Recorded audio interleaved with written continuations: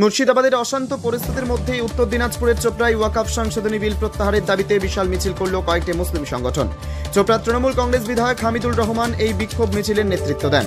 মুসলিম সংগঠনের দাবিপত্র চোপড়ার বিডিওর হাতে তুলে দেন। বিধায়ক জানিয়েছেন, দেশের বিজেপি সরকার দেশকে অস্থির পরিস্থিতি তৈরি করতে চাইছে। মুসলিমদের সাংবিধানিক অধিকার ওয়াকফ, মুসলিমদের অধিকার প্রতিষ্ঠার দাবিতে সারা দেশ জুড়ে আন্দোলন শুরু হয়েছে।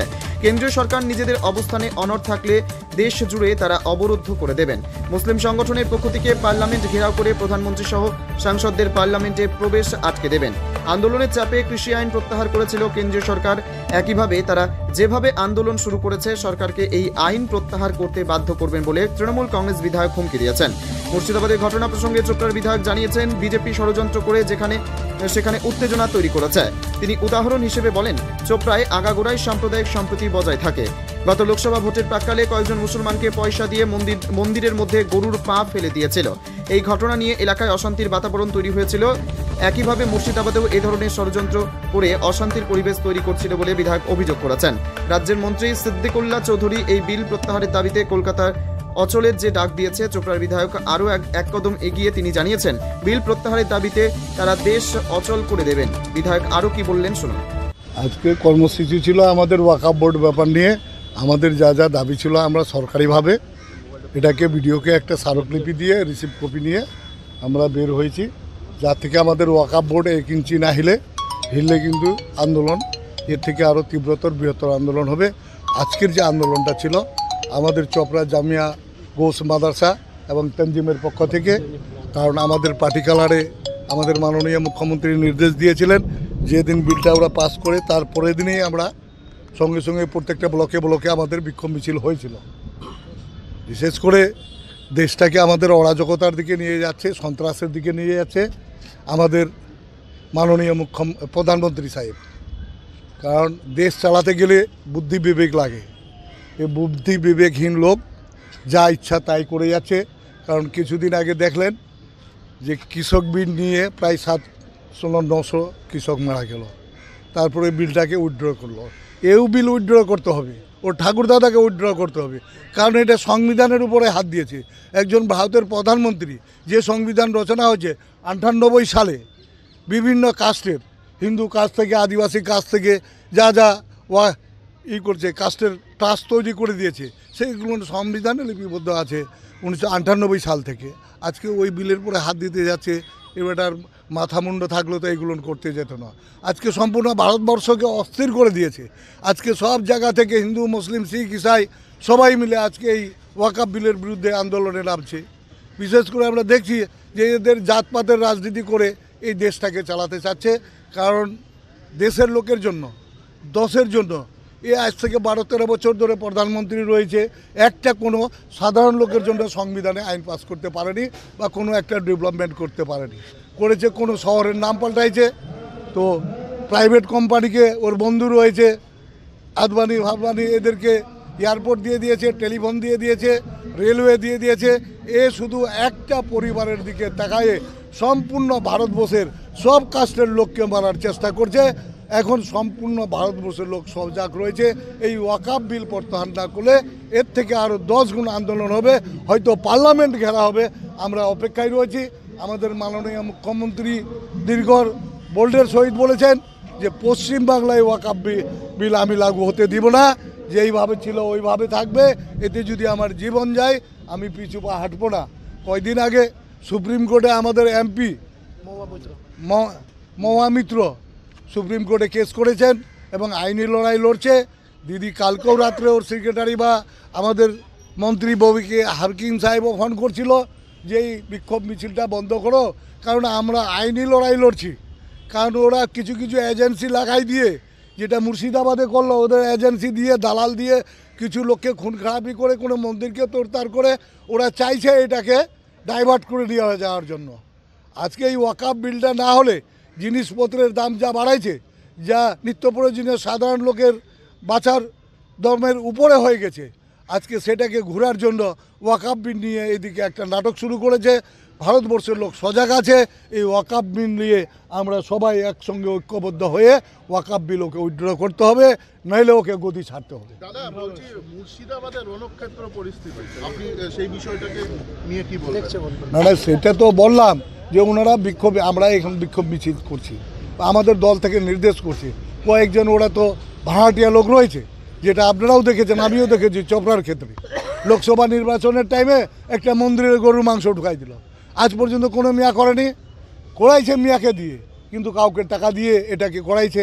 এই ধরনের মুর্শিদাবাদের ঘটনা করেছে যে শান্তিপূর্ণভাবে পশ্চিমবাংলাটা চলছে, যাতে পশ্চিমবাংলার বদনাম কী করে করা যায়, মমতা ব্যানার্জির বদনাম কী করে করা যায়, এরা এই চক্রান্ত করে মুর্শিদাবাদে এই চক্রান্ত করেছে। চক্রান্ত ধরা পড়েছে। ঘটনা কি চক্রান্ত? হ্যাঁ চক্রান্ত, 100% ষড়যন্ত্র। দাদা যখন মুর্শিদাবাদের ঘটনা হচ্ছে, তারই মাঝে আপনাদের দলের মন্ত্রী সিদ্দিকুল্লাহ চৌধুরী তিনি বলছেন এই ওয়াকফ বিল প্রত্যাহার না করলে কলকাতা অবরুদ্ধ করে দেওয়া হবে। কলকাতা কেন, ভারতবর্ষ অবরুদ্ধ হয়ে যাবে। ও তো কলকাতার কথা বলেছে, সব কাস্ট লোক মিলে ভারতবর্ষ অবরুদ্ধ করে দেবে, পার্লামেন্টে বেটা ঢুকতে পারবে না, পার্লামেন্টে আন্দোলন যাবে পার্লামেন্টের উপরে। ওয়াকফ সংশোধনী বিল বাতিলের দাবিতে পশ্চিমবঙ্গে যে ধরনের আন্দোলন শুরু হয়েছে, ভারতবর্ষের অন্য কোনো রাজ্যে এই ধরনের আন্দোলন হচ্ছে না। তবে কি এর আন্দোলনের পেছনে রাজনৈতিক উদ্দেশ্য আছে? সময়ই তা বলবে। উত্তর দিনাজপুরের চোপড়া থেকে নিজস্ব প্রতিনিধি রিপোর্ট, টাইমস 14 বাংলা।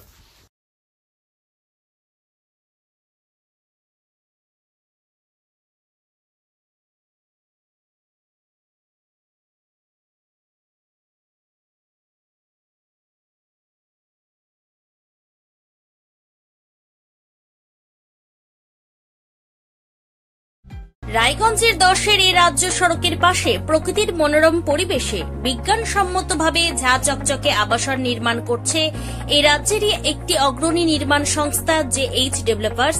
পাশাপাশি তারা এই প্রকল্পটির নাম রেখেছেন JH গ্রিন, যাদের catch line nature inspired homes, যার বাংলায় তর্জমা করলে দাঁড়ায় প্রকৃতি অনুপ্রাণিত বাড়ি। সকালে ঘুম থেকে উঠেই বাসিন্দারা দেখতে পাবেন পূর্ব দিকে সূর্যোদয়, চারপাশের সবুজ গাছপালা, পাখির কলতানে ঘুম ভাঙবে আবাসনের বাসিন্দাদের। পাশেই রয়েছে উত্তর দিনাজপুরের অফিসপাড়া রায়গঞ্জের কর্ণজোড়া।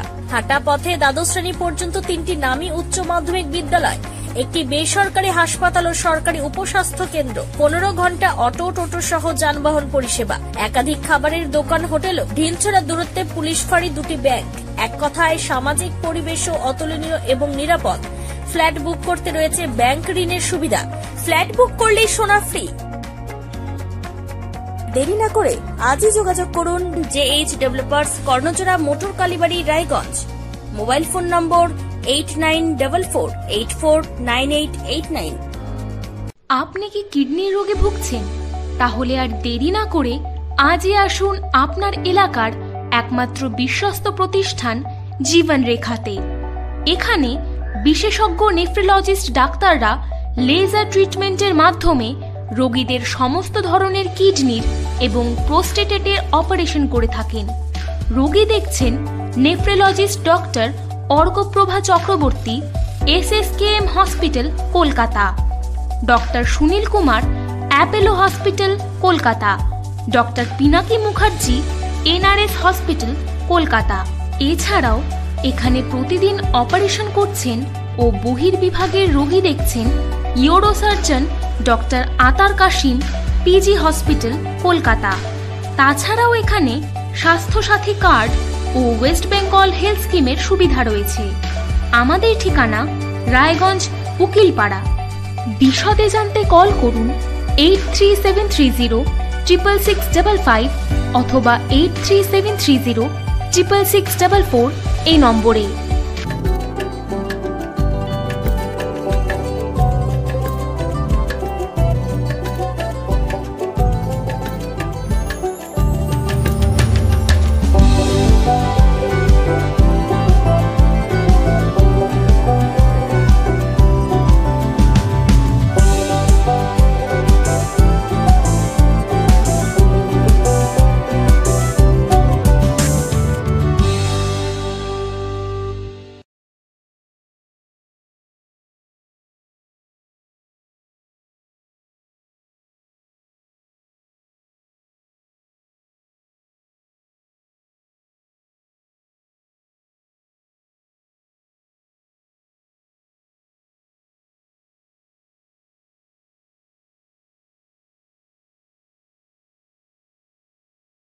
আপনি কি চাকরি পরীক্ষার্থী? চাকরি পরীক্ষার বই খুঁজছেন? তাহলে আজই চলে আসুন সৌর বুক অ্যান্ড ম্যাগাজিন সেন্টারে। এখানে BSc, WBCS, bank, rail, ICDS, nursing, ANM এবং জিএনএম সহ কেন্দ্রীয় ও রাজ্য সরকারি সকল চাকরির পরীক্ষার বই ও ম্যাগাজিন পাওয়া যায়। আমাদের ঠিকানা খড়িমোড়, মোহনবাটি, রায়গঞ্জ। বিস্তারিত জানতে যোগাযোগ করুন 9002904090 অথবা 9434347016।